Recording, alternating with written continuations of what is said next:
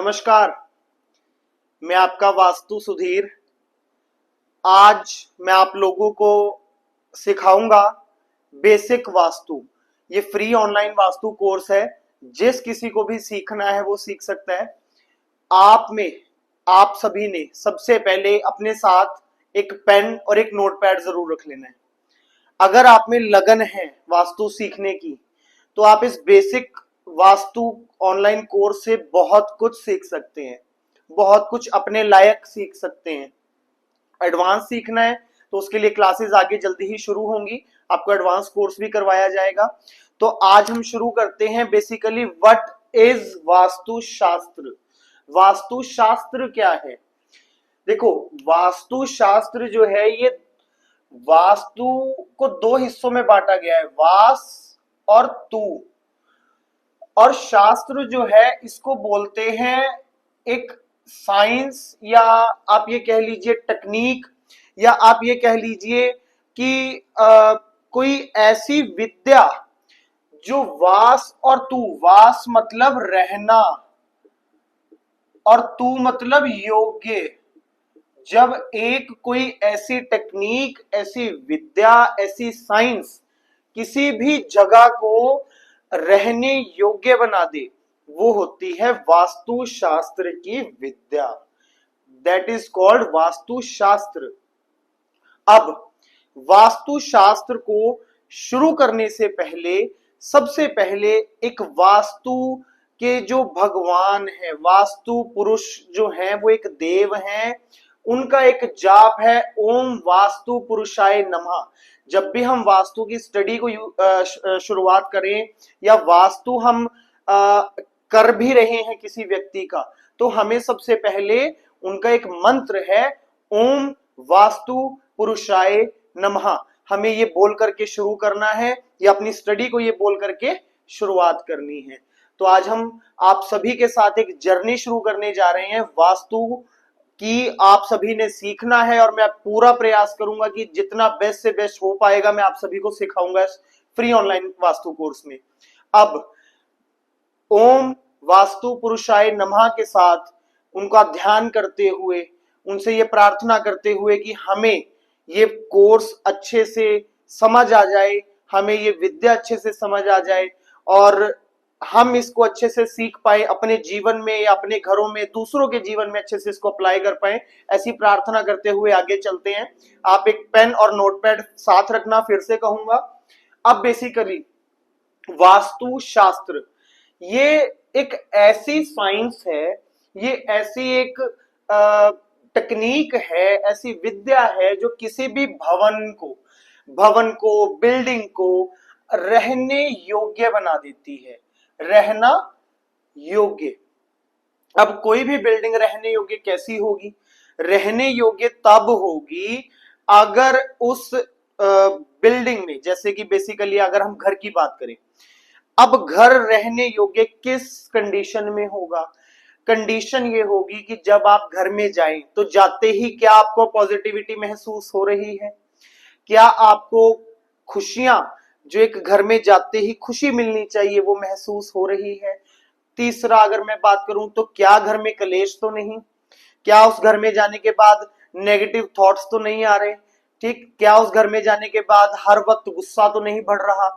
ये सारी चीजें देखनी होती है वास्तु के अकॉर्डिंग। तो वास्तु शास्त्र से संपूर्ण घर वो होगा जिसमें नेगेटिव चीजें ना आए।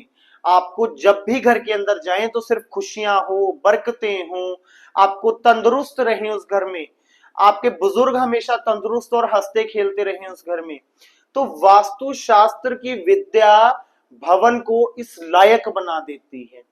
अब कोई फैक्ट्री की मैं बात करूं या किसी ऑफिस की मैं बात करूं, तो वो किस सूरत में या किस कंडीशन पे वो आपकी वास्तु से संपूर्ण होगी या वास्तु से उसको योग्य बना सकते हैं?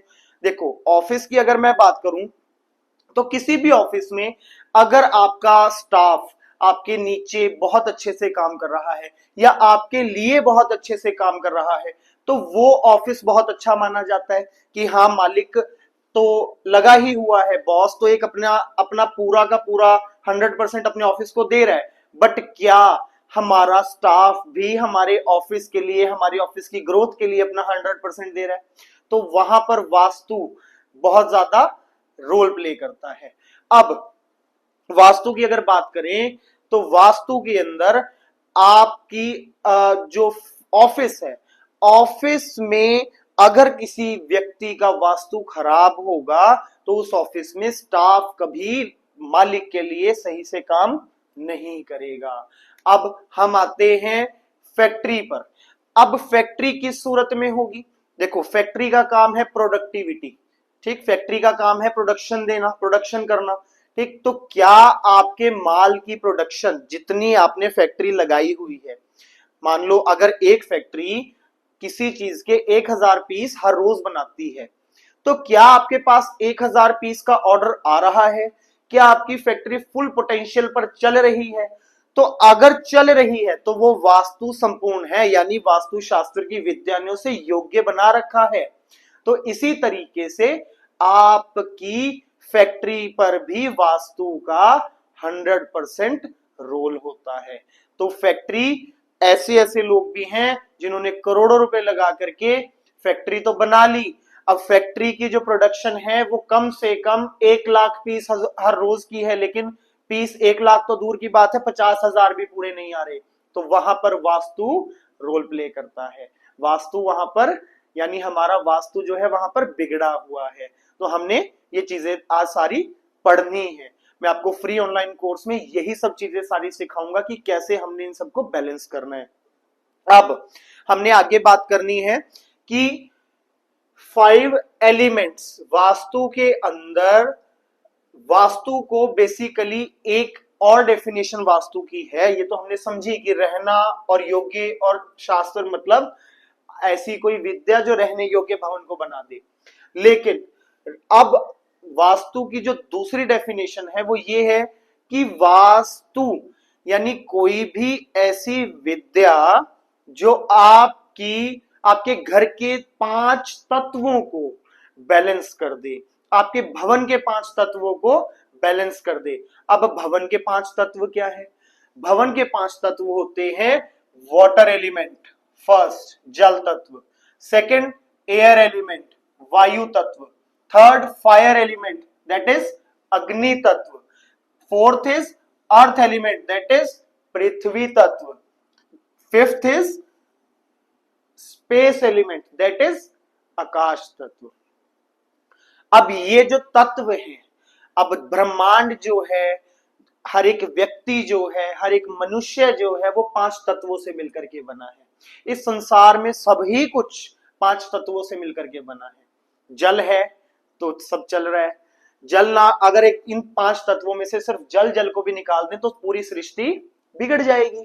इसी तरीके से हमारे घर के अंदर अगर एक भी तत्व बिगड़ जाए तो घर के हालात बिगड़ने शुरू हो जाते हैं, घर का वास्तु खराब हो जाता है। तो 5 तत्वों को इक्वली बैलेंस करना दैट इज वास्तु शास्त्र। 5 तत्व को हमारे जीवन में बैलेंस करना, हमारे घर में बैलेंस करना, हमारे वर्क प्लेस पर बैलेंस करना दैट इज वास्तु शास्त्र। अब हमने वास्तु शास्त्र को 5 हिस्सों में बांटा, विच इज 32 एंट्रेंसेस। सबसे पहला 32 एंट्रेंसेस। अब 32 एंट्रेंसेस की मैं अगर बात करूं तो हर एक भवन में, हर एक घर के अंदर 32 अलग अलग एंट्रेंसेस होती हैं, जो हर एक एंट्रेंस अपना अपना फल, 32 के 32 एंट्रेंसेस अपने अपने अलग अलग फल हर व्यक्ति के जीवन में देते हैं। सेकंड इज 16 दिशाएं, 16 दिशाएं, 16 डायरेक्शंस, 16 डायरेक्शंस जैसे कि north, north east, north east, east north east, ऐसे ही 16 डायरेक्शंस जो हैं वो वास्तु में होती हैं, जो मेन है, जिनके आधार पर व्यक्ति के पांचों तत्वों को, जिनके आधार पर जिन दिशाओं में पांचों तत्वों को बैलेंस करना है, या इन दिशाओं के आधार पर इंसान के जीवन में क्या कुछ आ रहा है या क्या कुछ जा रहा है, वो देखा जाता है। एंड थर्ड इज 5 एलिमेंट्स, जो मैंने आपको समझाए, वाटर, एयर, फायर, अर्थ और स्पेस। इन एलिमेंट्स को भी वास्तु में मेजर रोल दिया गया है। And fourth is vastu remedies, and fifth is astro vastu. देखो, इन दो चीजों की अगर मैं बात करूं, vastu remedies and astro vastu. Astro vastu होता है हर एक व्यक्ति की होरोस्कोप यानी कुंडली पत्री के हिसाब से आप उसका कौन सा कलर घर में करवा रहे हैं, कौन सी दिशा उसको बैलेंस रखनी है अपनी कुंडली के अकॉर्डिंग, कौन सी दिशा उसको पैसा देगी, कौन सी दिशा उसको नुकसान देगी, कौन सी दिशा उसको एक्सीडेंट्स देगी, कौन सी दिशा उसको बीमारियां देंगी, ये सारी चीजें इंसान की एस्ट्रो वास्तु पर डिपेंड होती है। Astro Vastu is a major role in Vastu Shastra. इसका एक बहुत बड़ा मेजर रोल है। एस्ट्रो वास्तु को जिसने भी फॉलो नहीं किया उसका वास्तु करना बेकार है।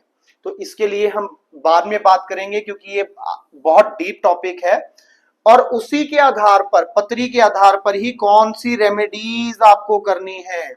अब हर व्यक्ति हर रेमेडी नहीं कर सकता जो यूट्यूब पर दिखाई जा रही है या जो सोशल मीडिया पर दिखाई जा रही है। अब वास्तु रेमेडीज को भी हम फिलहाल छोड़कर चलते हैं और एस्ट्रो वास्तु को भी हम छोड़कर चलते हैं। अब सबसे पहली बात करते हैं 32 एंट्रेंसेस की। अब 32 एंट्रेंसेस आपके लिए क्या काम करती हैं? देखो, मैं आपको एक बेसिक बात आज समझा देता हूं कि 32 एंट्रेंसेस जो हैं, जो 32 एंट्रेंसेस हैं, ये सबसे ज्यादा मेजर रोल वास्तु के अंदर प्ले करती हैं। किसी भी व्यक्ति का 80% वास्तु उसकी एंट्रेंस से देखा जाएगा। अगर किसी भी व्यक्ति की एंट्रेंस खराब हुई, आप अंदर का वास्तु कितना मर्जी सही कर लो, आप 16 दिशाओं का वास्तु कितना ही सही कर लो, आप 5 एलिमेंट्स कितने ही सही कर लो, आप एस्ट्रो वास्तु के अकॉर्डिंग कितने ही उपाय कर लो, आप वास्तु की कितनी ही रेमेडीज कर लो, ये चारों चीजें फेल हैं एंट्रेंस को अगर आपने ट्रीट नहीं किया तो सबसे ज्यादा मेजर रोल प्ले करती है entrance, which is 80% of vastu. मतलब 80% आपके वास्तु का एंट्रेंस होल्ड करती है। तो अगर इसका इतना मेजर रोल है तो सबसे पहले हम बात भी इसी से शुरू करेंगे। तो अगली क्लास में मैं आपको यही समझाऊंगा। पूरा टॉपिक मेरा रहेगा 32 एंट्रेंसेस के ऊपर। 32 एंट्रेंसेस को हम डीप में पढ़ाई करेंगे कि कैसे हमने 32 एंट्रेंसेस से रिजल्ट लेने हैं, कौन कौन सी एंट्रेंस का क्या क्या रिजल्ट होगा, हमें क्या क्या फायदे हैं, क्या क्या नुकसान है। तो अगर आपको अच्छा लगा तो आप हमारे चैनल को सब्सक्राइब कीजिए, इस वीडियो को लाइक कीजिए और कमेंट शेयर जरूर कीजिए। नमस्कार।